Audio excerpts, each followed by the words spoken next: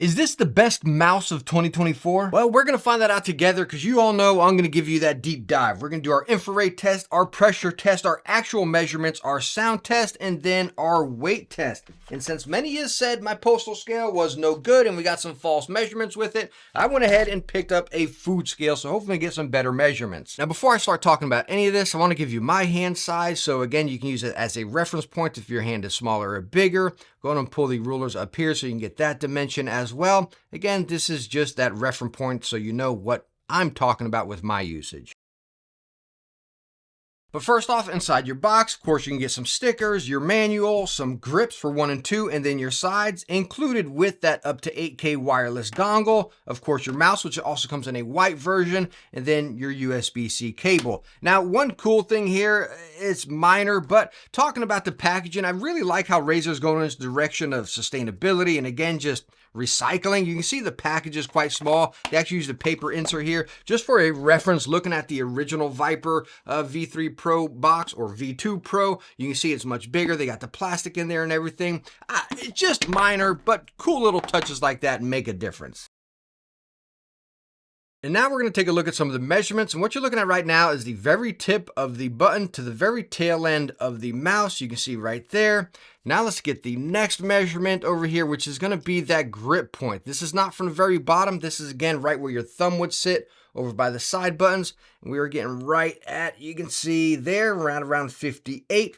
Now if I bring it to the very tippy bottom of the mouse, you can see 56. So you do get that slight flare up. Now I'll get the very top right above the side buttons, kind of where that hump is right there.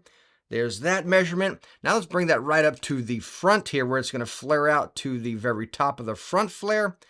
There's that measurement. And then towards the bottom, right down here where you might have your ring finger sitting or pinky finger, right over there. That bottom rear hump flare out there, 58. Hopefully you guys are being able to see this in the camera. We'll get the top of that flare out there of that hump right there, 52.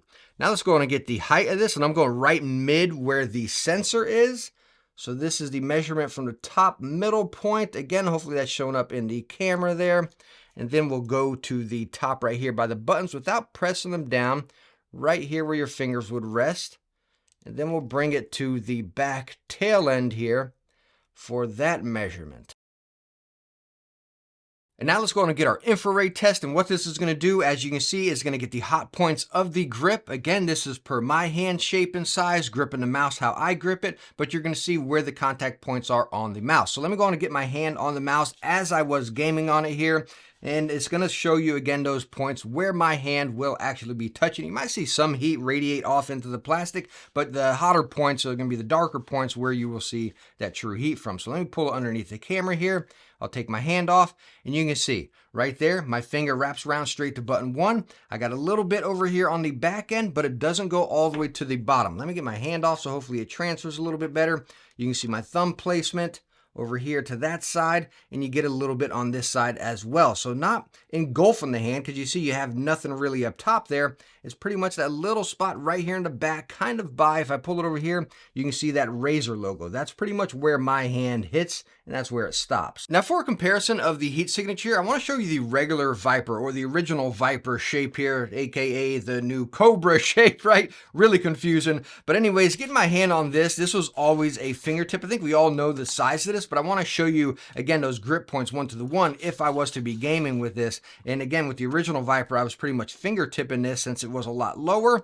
Again, it wasn't never my favorite type of mouse, but pulling underneath here, I'm going to go and let the heat transfer, pull it off, and you can pretty much see, again, I'm pretty much fingertipping it. I got it on the side there, nothing really on the back end, and then it goes up to the buttons. So yes, you do feel the new Viper in the hand a lot more. Let me give you one more example here. That's going to be with the Logitech G Pro Superlight. And if I put my hand on this, it's kind of in between. Like if you want that size comparison, this is where it really sits, right here in between those. Because again, it feels, I'd say, more like the V3 than the V2. But putting this in the hand here, again, I can fingertip it and I can put it down into my palm. It's why a lot of people say the G Pro is, again, that safe shape. But putting this in my hand, you know, I guess I would game with it more like this, but I can, again, fingertip it. So let me go on and put that heat here to transfer in. We'll pull underneath the infrared camera, Then I'm going to release my hand, and you can see very similar to the V3 Viper. If I pull it up here, you can see it's just on that back hump right by the G for the Logitech,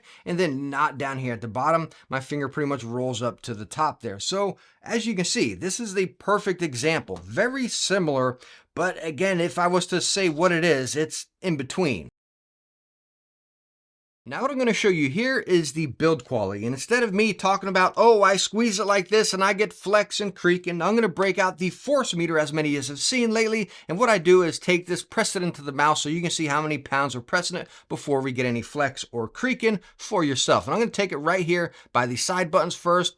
We'll go all the way up to 13 pounds, and I am not getting any flex. Now, you saw it slide off right there. I'm going to talk about that coating here in a second.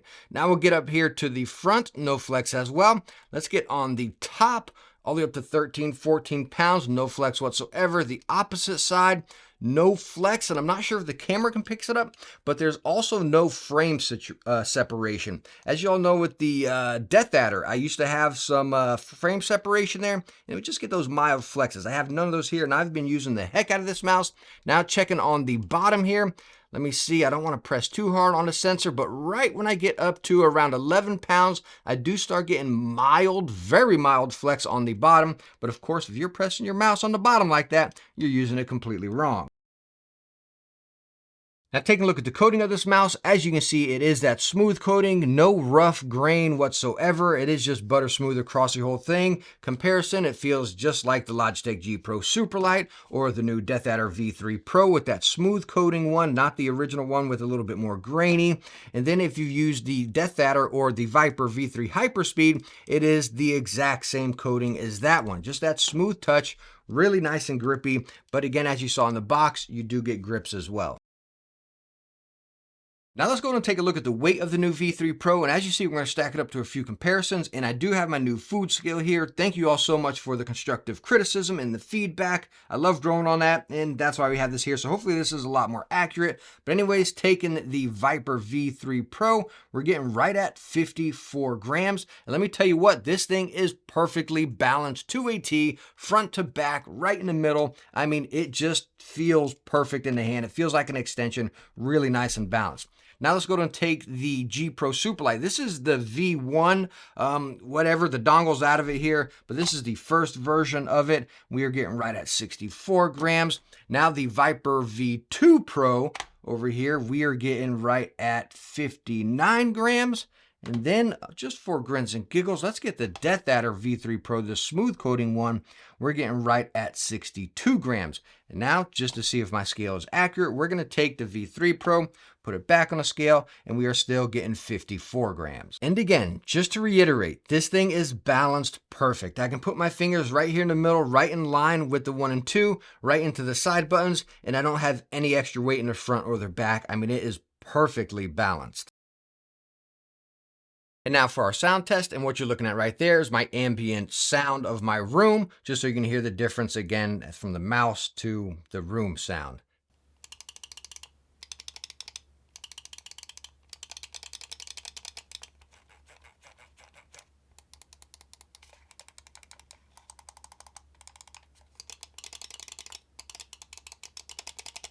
Now, as far as the button placement and feel on this mouse is really nice. 1 and 2 has no play whatsoever, but I do have a little bit of extra travel, so I can click down and I have a little bit of bounce right down there. Nothing deal breaking by any means. It feels just like the Death Adder, so me personally, I'm very used to it.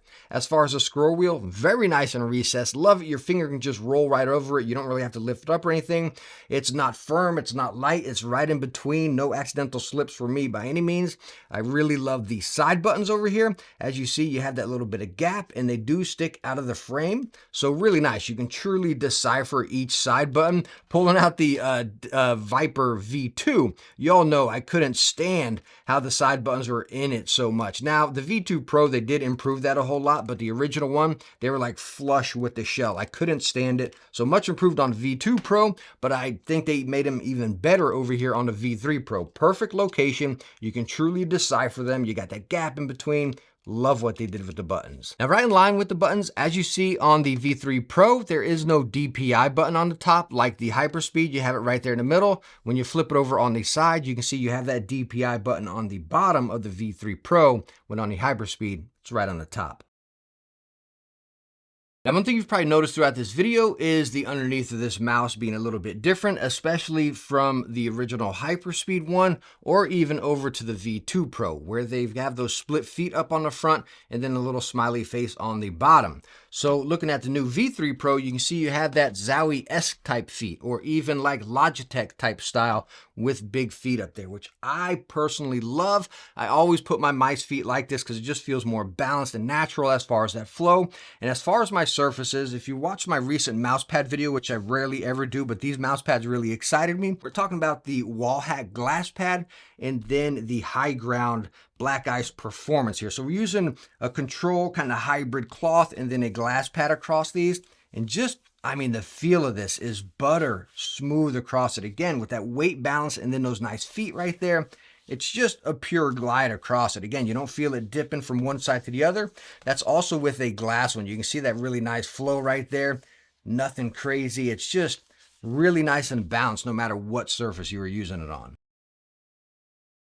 One thing I want to talk about real quick before we talk more about the gameplay is look at the Hyperspeed and then the V3 Pro. Number one, before the feet or anything, is that sensor placement. On the Hyperspeed, you see they got that sensor way up towards the front. On the V3 Pro, it's in the middle, which is pretty much just like the V2 Pro, kind of that standard position. On the Hyperspeed, it took me a little while to get used to. I mean, I did like it because you can flick and dip it a whole lot more, but I don't know. Forward place sensors are not my favorite by any means. You can definitely feel the difference over here, but coming to the original placement here, I definitely prefer this a whole lot more. But as far as me actually using it and game with it, my preferred game these days, I'm going back to a whole lot of Destiny, really having a good time with that. And again, this mouse performed flawlessly. No hiccups, no delays, no nothing, no battery issues. Now, Razer stating up to 95 hours of battery. Again, that's going to depend on your polling rate. Like 1K, they're saying you get up to that 95. 2K, they're saying you get up to 62. 4K, you're getting up to 40 hours. And then 8K, you'll get up to 17 hours. Now, as far as my usage, I don't ever really time battery life. I always set my receiver or my dongle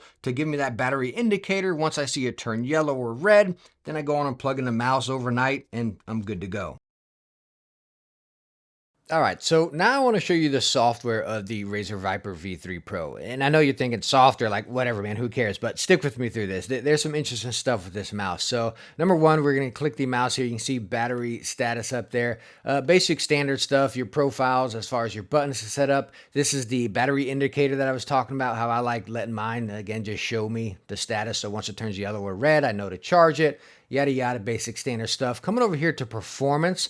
So as you see, you got DPI sensitivities as you can put on or off. You can go up to 5. But taking it off, you can see you can do increments of 1. So if I go 301, bam, you can put it there. Or I always keep my DPI at 800. But if you want 805 just to match it, again, you can do increments of 1. Really nice to have that there.